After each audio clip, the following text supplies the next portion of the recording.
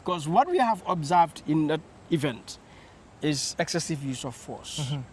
As we said, picking people up, putting in the air, carrying them, all right, unlawful actions that, because the GALA, did not need a permit from the police to hold that event. So to prevent them to hold the event at the Youth Monument was unlawful. Madi Jobarteh, again, for the Edward Francis Small Center for Rights and Justice.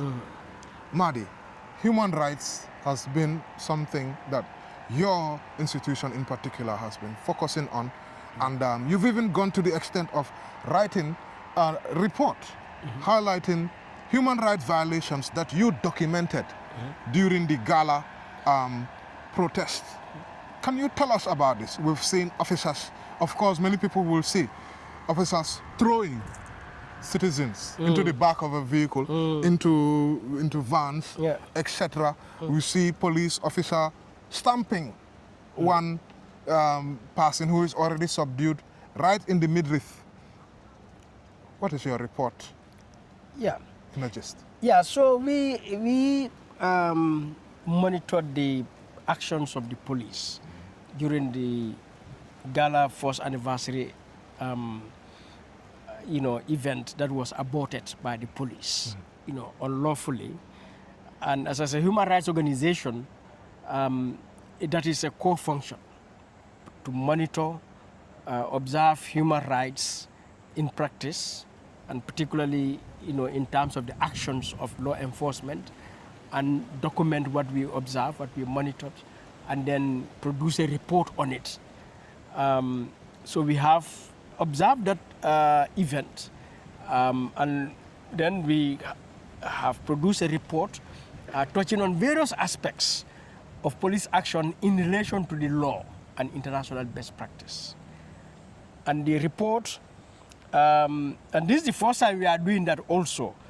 Previously, all the protests that happen or public events, we observe, and then we will write a letter. When we observe things that we feel are violations, infringements, we will write a letter to the relevant authorities to bring their attention to those issues and call for an investigation. All right. Now, this one, though, is the first time we did not just write a letter, but we produced a comprehensive report. Yes, and we have submitted the report to the IGP, to the Attorney General, to the National Human Rights Commission, and to the Office of National Security, as 4 institutions that we feel have a direct responsibility in this matter. What about Parliament? Their security yes, oversight? so we have copied it to the Parliament, the National Assembly Select Committee on Defense and Security, and we've also copied to the Office of the President. We have copied to the Minister of Interior. But that has been some time now. What has been the reaction? I guess obviously, the Eid has happened and all of that, but then what has been there? How long have you submitted? What has been their reaction? Yeah, so the event was May 8th, and our report must have been submitted by May 13th. Okay. It was within a week. Okay. Since May 13th. Yeah. So this 13th will make it like a whole month. A whole month. Yes. Now we have not received any response from any one of them. What we will do is at the maybe 30-day period or so, we will send them a letter following up, because what we have observed in that event is excessive use of force. As we said, picking people up, putting in the air, carrying them, all right, unlawful actions that, because the GALA, did not need a permit from the police to hold that event. So to prevent them to hold the event at the Youth Monument was unlawful. And so many other unlawful actions, all right. But further, we have also observed that the law enforcement, the PIU officers sent there, we are carrying rifles. And our observation or estimation is that they are having live ammunition. And some of them were... Yes, so that's the second thing. They were wearing masks. All right. So we feel, again, it's not just a feeling, this is based on human rights standards. There was no justification to send armed police to an event, you know, when there are no indications of a riot or the potential for violence.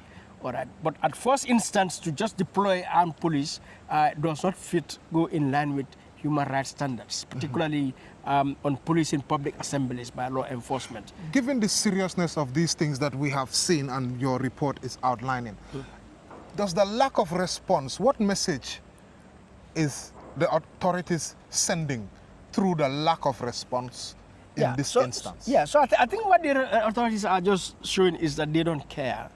They don't care about the law. They don't care about engagement. So therefore they can ignore.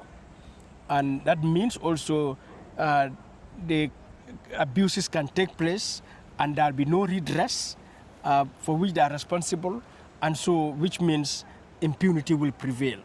And I think this is a very serious matter because Edward Francis Small Center, like any other civil society organization, is a legitimate legal organization in this country.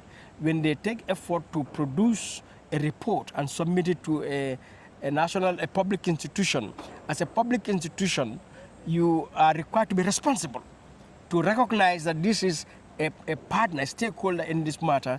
Let me demonstrate courtesy and responsibility to respond to them. Even to say, I'm acknowledging receipt of this. But the fact that they don't say that exposes the level of irresponsibility and lack of care. And that is very worrying for me as a human rights defender and as an organization, that, you know, this is the way our public institutions want to operate. Because they do not expect that they will only receive praises and commendations. And they will respond to that. We've seen they are receiving awards, yes, all of these things. Exactly, and they went to receive those awards. Yes. But at the same time, as you receive those awards, rest assured you are also going to receive serious concerns and issues. And you should not shy away from them. You should not run away from them. You should come and face them.